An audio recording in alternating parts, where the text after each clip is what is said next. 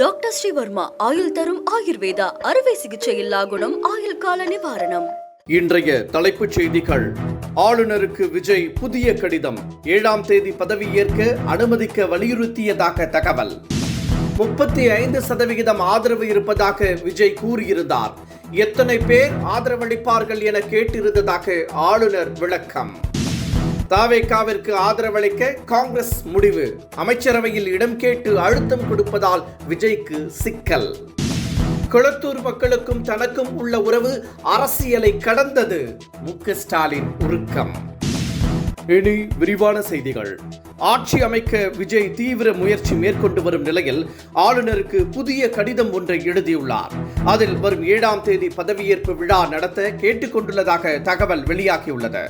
மேலும் இன்று ஆளுநரை சந்திக்க அனுமதி கேட்டுள்ளதாகவும் கூறப்படுகிறது. தேர்தலில் வெற்றி பெற்றதும் ஏற்கனவே விஜய் ஆளுநருக்கு ஒரு கடிதம் எழுதியிருந்தார் என்பது குறிப்பிடத்தக்கது. தவேகாவிற்கு 35% ஆதரவு இருப்பதாக விஜய் தன்னிடம் கூறியதாக ஆளுநர் அர்லேக்கர் தெரிவித்துள்ளார்.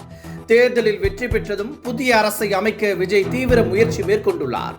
அவருக்கு பெரும்பான்மை கிடைக்காததால் வெளியில் இருந்து அவர் ஆதரவு திரட்டி வருகிறார்.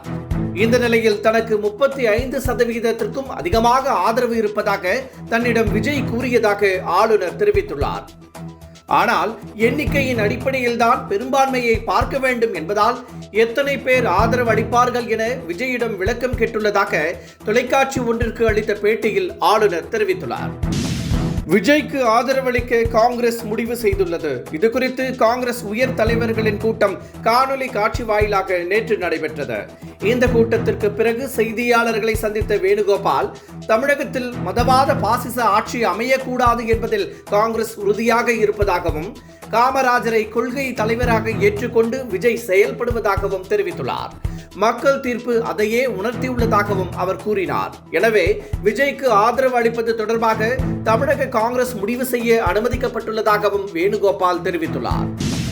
தவேகாவிற்கு காங்கிரஸ் ஆதரவளிக்க முன்வந்துள்ள நிலையில் அதற்கு செக் வைக்க அமித்ஷா மெகா திட்டம் ஒன்றை தீட்டியுள்ளதாக தகவல் வெளியாகியுள்ளது. தவேகாவிற்கு ஆதரவளிக்க இபிஎஸ்க்கு அறிவுரை வழங்கியுள்ளதாக கூறப்படுகிறது. துணை முதலமைச்சர் பதவியை பெற்றுக்கொள்ளலாம் என்றும் அமித்ஷா கூறியதாக சொல்லப்படுகிறது. ஆட்சி அமைக்க தீவிர முயற்சி மேற்கொண்டு வரும் விஜய் தனது கட்சி எம்எல்ஏக்களை காப்பாற்ற நடவடிக்கைகளை எடுத்து வருவதாக தகவல் வெளியாகியுள்ளது. எம்எல்ஏக்கள் அனைவரும் ஈசிஆரில் உள்ள ஒரு ரிசார்ட்டில் தங்க வைக்கப்பட்டுள்ளதாக கூறப்படுகிறது. இதன் மூலம் குதிரை பேரத்தை தடுக்கவும் விஜய் திட்டமிட்டுள்ளார். தவேகாவுடன் அதிமுக பேச்சுவார்த்தை நடத்தி வருவதாக வெளியான தகவலை முன்னாள் அமைச்சர் ஓஎஸ் மணியன் மறுத்துள்ளார். பெரும்பான்மை கிடைக்காததால் காங்கிரஸ் உள்ளிட்ட கட்சிகளுடன் தமிழக வெற்றிக் கழகம் பேச்சுவார்த்தை நடத்தி வருகிறது.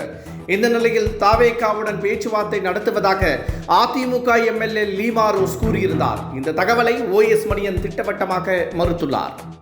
கொளத்தூர் தொகுதி மக்களுக்கும் தனக்கும் உள்ள உறவு அரசியலுக்கு அப்பாற்பட்டது என திமுக தலைவர் மு.க.ஸ்டாலின் தெரிவித்துள்ளார்.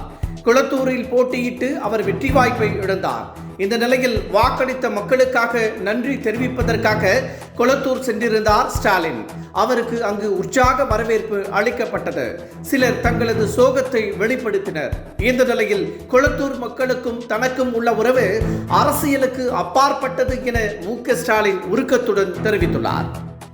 பிரபல திரைப்பட தயாரிப்பாளரும் நடிகர் ஜீவாவின் தந்தையுமான ஆர்.பி. சௌத்ரி விபத்தில் மரணமடைந்தது திரையுலகில் அதிர்ச்சியை ஏற்படுத்தியுள்ளது. ராஜஸ்தானில் நேரிட்ட விபத்தில் அவர் காலமானதாக தகவல் வெளியாகியுள்ளது. இந்த நிலையில் ஆர்.பி. சௌத்ரியின் கடைசி வீடியோ தற்போது சமூக வலைதளங்களில் வைரலாகி வருகிறது.